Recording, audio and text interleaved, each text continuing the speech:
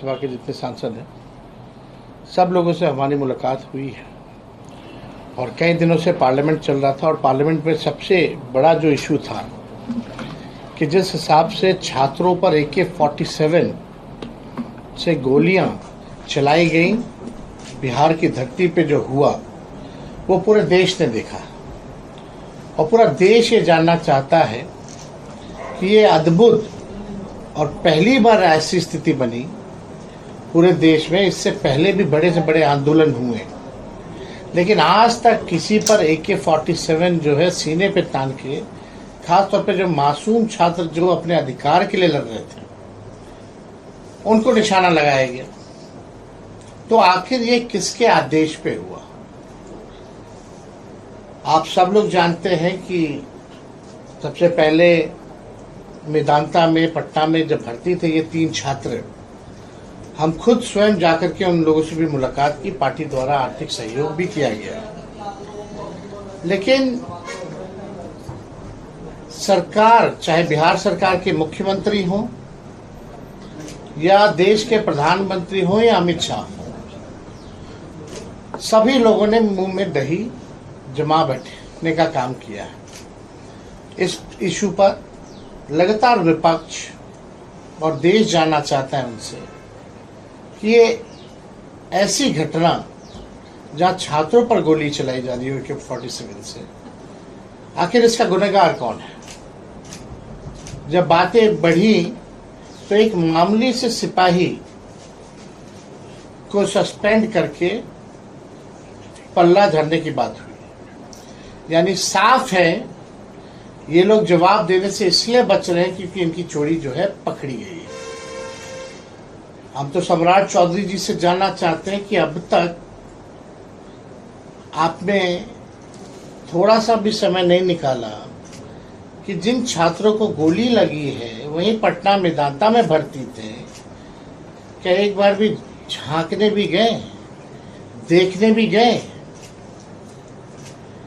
ना ही कोई सत्ता दल का लोग जो है, चाहे 2 डिप्टी CM हो, मंत्री हो, कोई जो है उनको झांकने तक नहीं गया।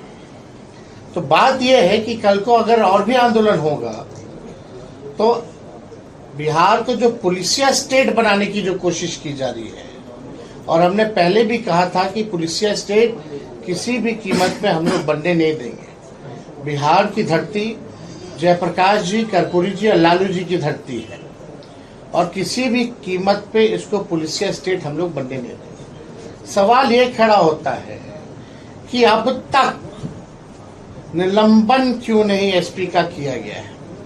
इस विषय को लेकर के हम लोग DGP साहब से भी मिले थे। उन्होंने कहा है कि कार्रवाई की जाएगी, लेकिन अब तक जो है कोई कार्रवाई नहीं की गई है।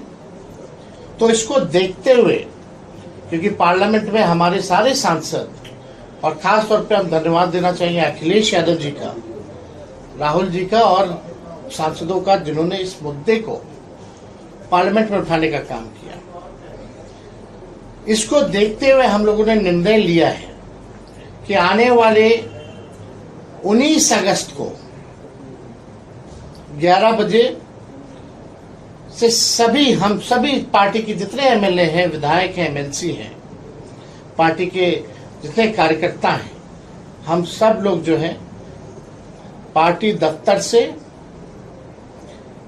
राजभवन तक हम लोग जो है मार्च करेंगे। और लोगों में गुस्सा है कि भाई ऐसी निकम्मी सरकार जो छात्रों पर गोलियां चलाने का काम करती है, एक SP का भी निलंबन नहीं ये करा सकते। और इसमें तो बाकायदा सम्राट चौधरी जी को, माननीय मुख्यमंत्री जी को तो आके माफी मांगना चाहिए कि अगर वो 3 छात्रों को गोली लगी, किस्मत अच्छी थी उन तीनों की कि एक इंच से आधा इंच से उनकी जान जो है बच गई। अगर उनका जान जाता तो इसका जिम्मेदार और दोषी कौन होता? सम्राट चौधरी जी तो कुछ बोले ही नहीं इस पर, ना ही अमित शाह, ना ही देश के प्रधानमंत्री।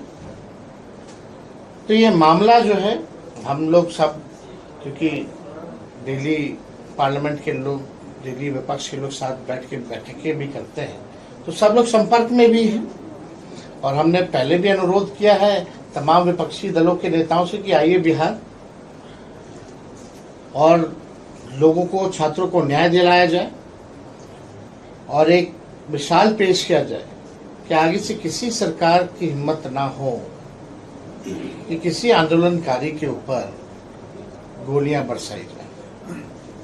तो इसलिए हमको लगा कि आप लोगों को बुला के 19 अगस्त को जो मार्च होगा केवल उसमें आरजेडी कार्यकर्ता होंगे और कहाँ होगा, पूरे देश भर में होंगे या पटना में? पटना अभी तो केवल राजभवन मार्च और उसमें केवल आरजेडी या पूरा? मूलतः छात्र और युवा अगली कतार में छात्र और युवा। ऐसे जी एक सवाल, गृह मंत्री जी ने स्पष्ट तौर पर कहा है कि 3 बजे तक का समय दिया, आपने जो सवाल देने विपक्ष में सवाल दीजिए, कल सभी सवालों का जवाब दूंगा। नहीं, देखिए देना होता तो पहले क्या कर, सही बात है।